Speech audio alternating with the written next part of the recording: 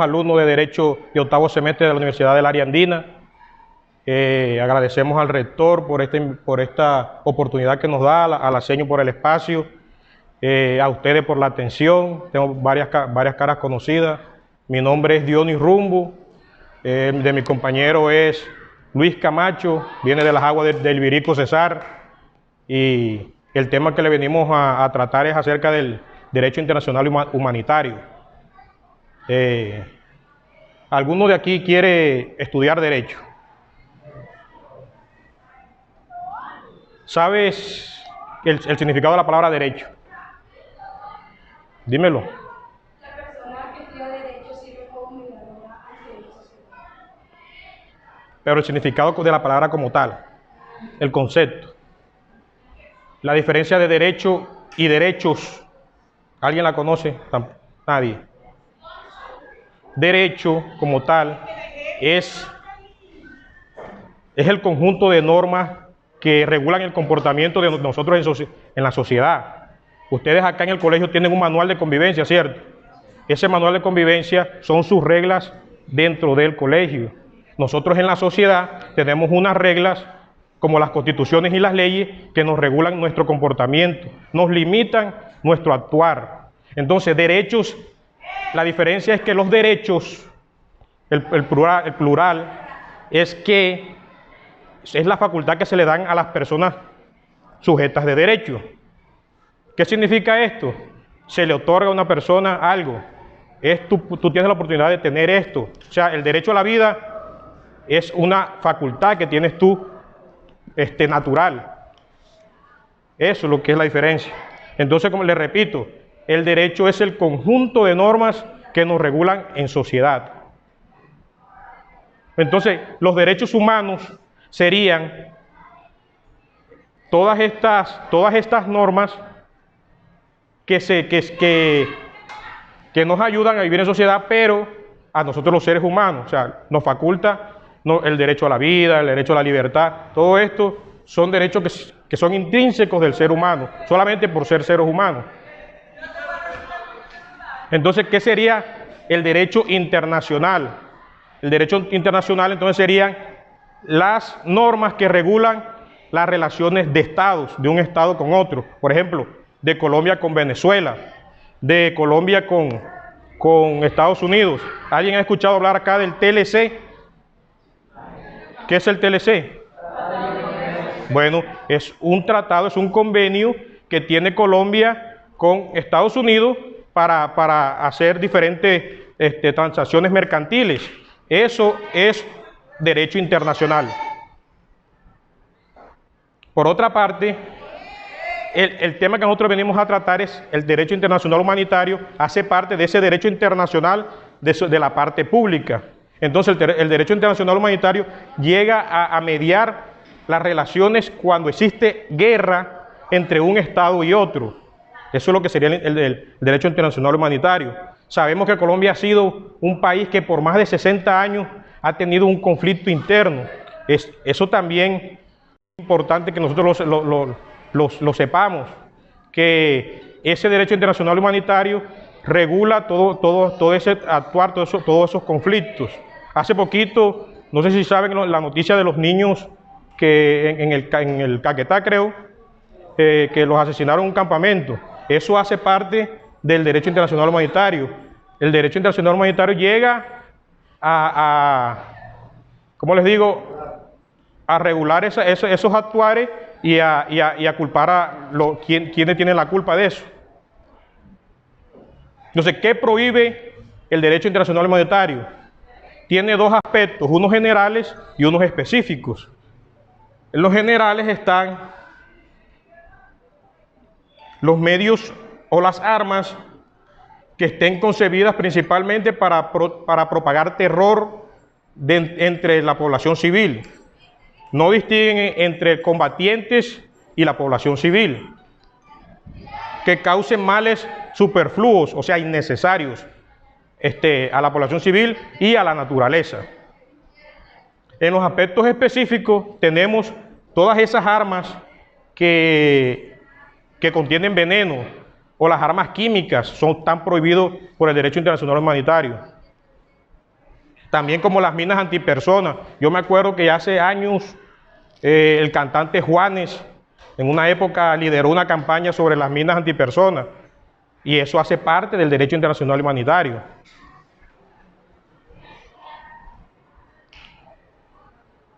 Las reglas que regulan esto primordialmente son los 4 convenios de Ginebra que se realizaron en 1949 en Ginebra como tal.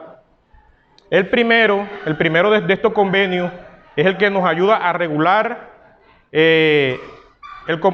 nos ayuda a proteger, los heridos y enfermos en combate de las Fuerzas Armadas. El segundo como tal es que nos ayuda igual a proteger los heridos y enfermos en combate, pero en la parte naval, o sea, en el mar. El tercero sería la parte de los secuestrados o de los prisioneros de guerra. Y el cuarto, el convenio relativo hacia la parte civil, o sea, nosotros. ¿Cuándo se aplica el derecho internacional humanitario? En un caso, cuando existe guerras, ya sea entre estados o guerras internas, como lo vivimos aquí en Colombia, las fuerzas irregulares con las fuerzas regulares. Lo otro es que esto se divide en dos, que son, como les decía, son 2 sistemas de protección. Uno para los conflictos armados internacionales y otro para los conflictos armados internos. Y se regula según su especificación. Si es internacional, con las leyes internacionales, y si es nacional, con las leyes internas. ¿A quién protege como tal entonces el derecho internacional humanitario? El derecho internacional humanitario protege a los heridos y enfermos en combate. También al personal sanitario y religioso, tanto militar como civil. Las personas detenidas en relación con los conflictos armados, incluidos los prisioneros de guerra, como les decía ahorita, y al personal civil también. 3 aspectos importantes. El derecho internacional humanitario protege la vida, la honra y los bienes del ser humano. Por eso entonces está prohibido matar a una persona que se encuentre desprotegida. A veces, por ejemplo, con ese tema de los falsos positivos y todas estas cosas, si una persona es herida en combate, no se puede, no es permitido por el derecho internacional humanitario rematarla en el suelo si está desprotegida. Eso es imposible, eso sería una violación del derecho internacional humanitario. ¿Cómo reprimir esto? ¿Cómo dejar que esto siga sucediendo? De una forma, esta que estamos haciendo aquí es una de ellas. Sabemos que muchas de las personas que tienen el querer de estudiar derecho, pero todavía no se les ha dado la oportunidad, pero desconocen lo que son sus derechos. Esto, dándole a identificar a ustedes sus derechos y esas cosas, los pellizca, como decíamos vulgarmente, a que conozcan un poco más de la situación. Los otros son las normas internacionales que regulan esto. El compañero les viene a hablarse acerca de la Cruz Roja Internacional. Entonces, ¿alguna vez han escuchado hablar de la Cruz Roja, cierto? Sí. Bueno, pero ¿de dónde nació? ¿Quién la creó? ¿Cómo fue? ¿Eso para qué? ¿Cómo funciona? En el año de 1859, un señor llamado Henry Dunant pasaba por un campo de guerra, era un comerciante. Había una batalla, una guerra entre franceses y italianos, ¿era amigo? Sí. Austriacos. Encontró 39.000 muertos, 9.000 heridos y vio que nadie socorría, nadie ayudaba a esas personas, nadie estaba pendiente de ellos ahí tirados. Entonces decidió crear especie de un hospital en el campo de guerra para ayudar y socorrer a esas personas. Esa batalla se llamó la Batalla de Solferino. 2 años después, en el año de 1962, publica un libro que llamaba Los recuerdos de Solferino, lo que había sucedido en esa batalla, y él veía la necesidad de crear un organismo internacional que en caso de guerra fuera neutral y protegiera a esas personas que estaban en el conflicto. Es así como en 1964 nace la Cruz Roja por iniciativa de él. ¿Qué es la Cruz Roja en sí?